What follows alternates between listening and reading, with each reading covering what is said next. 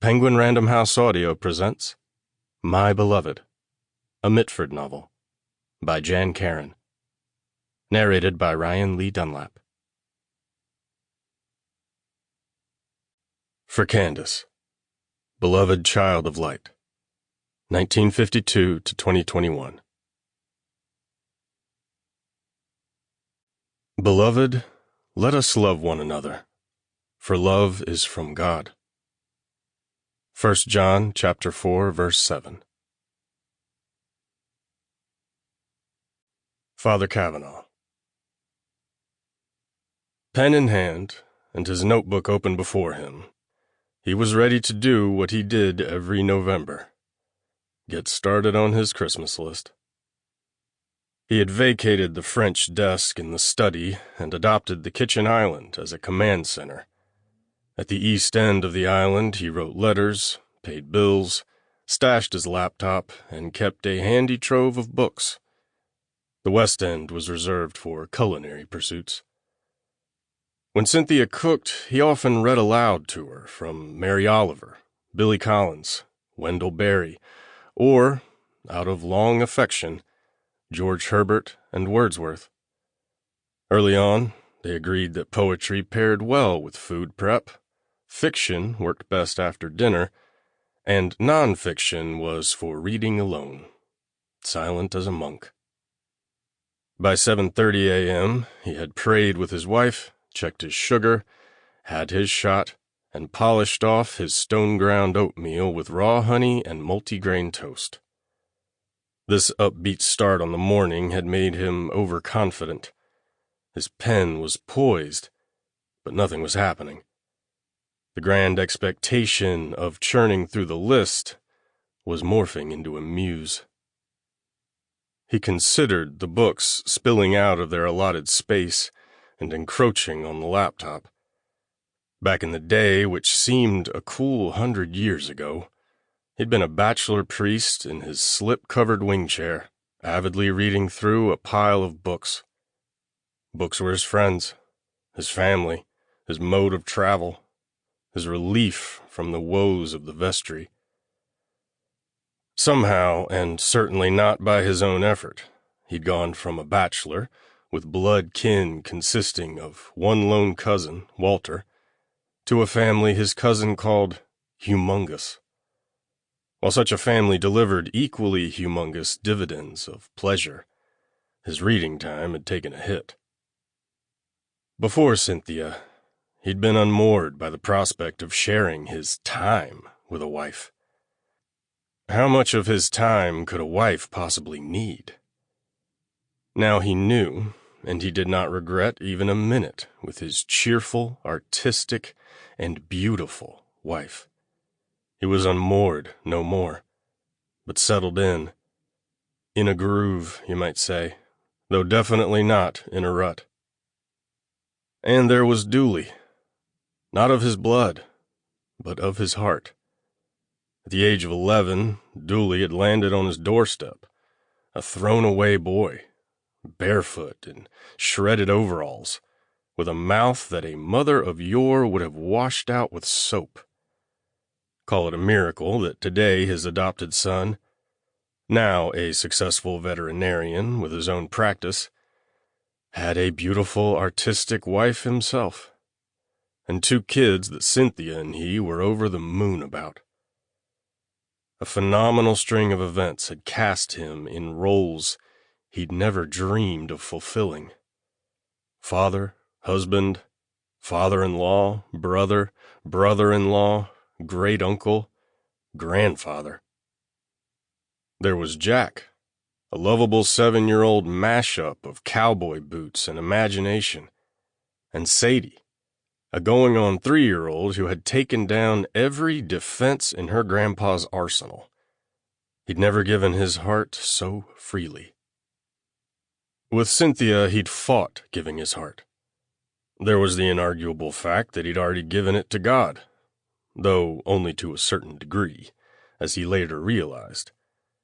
That had seen him through a decades-long passage until he had a revelation. God's love for his children wasn't just for them to have and to hold. It was to freely, spontaneously give away, and to gratefully receive from others. Why hadn't he understood this before? That awakening had opened both his heart and his intellect to a sober realization. While he'd spent years being afraid to love, he'd been far more terrified of receiving it. He had begun at once to work these truths into daily practice. Not easy, and not overnight. But the process had performed its share of miracles. Had, in fact, at the tender age of 62, gotten him married. His abandoned French desk, given to him recently by a former parishioner, now displayed an archive of framed family photos. There was Dooley and Lace's Sadie, miraculously born to a mother long pronounced unable to conceive. A few years ago, he learned he had a half-brother. Out of time and despair, hope and prayer, Henry, a brother. They both resolved to drop the half business. He and Cynthia had attended Henry's Holly Springs wedding, an event that gave him a witty and agreeable sister-in-law. He studied the wedding photograph, searching Henry's face for any resemblance to his own. Zero. But they both loved poetry, and starched handkerchiefs, and letters written in cursive. He had a laugh at the memory of taking Henry by the shoulders, looking him in the eye, and saying, "Brother, I forgive you for being taller and better looking."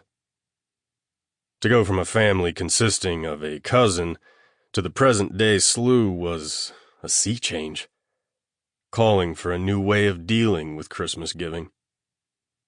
In years past, he had made a list. Now, he must make a list. Cynthia breezed into the kitchen in a vague cloud of her signature wisteria scent. "You wear perfume for the grands?" "Jack says he loves the way his granny smells. It makes him sneeze. He also loves making his own picture book. You'll see it soon. It's about bugs. When he turns all that talent loose in the world, wow. How about your poetry with Grandpa syllabus?" "I need one more run through the town library. Poetry for 3-year-olds is scarce." As Lace's mural painting commissions increased, she needed help with the kids. He and Cynthia were giving a hand when Lilyflower was otherwise employed. His wife was applying lipstick without the aid of a mirror. It was his job to give a thumbs up if she hit the mark. She hit the mark while eyeing the kitchen island. "Could you clean some of the stuff off the counter?" she said. "It runneth over." "I was just thinking that." "I'm making pasta for the weekend, and—" she gestured. "All those Billy Collins books." "But you love Billy Collins." "I'm crazy about Billy Collins, but not when I'm making pasta, which takes up gobs of room."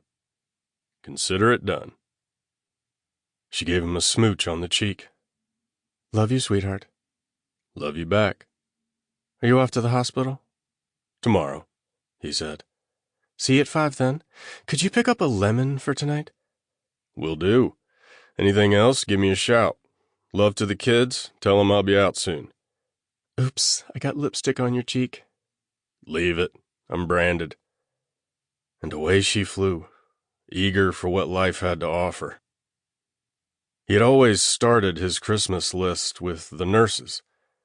Who could make it without nurses? Not the doctors, not the patients. How many years had he spent plowing up the hill to visit the ever-changing stable of patients, assisted by nurses in his labors of consolation? Even the sour ones had their place in the scheme of things. And didn't nurses love chocolate? Wasn't that their favorite thing to go home to, even if they had a husband who was good-looking and would carry out the garbage?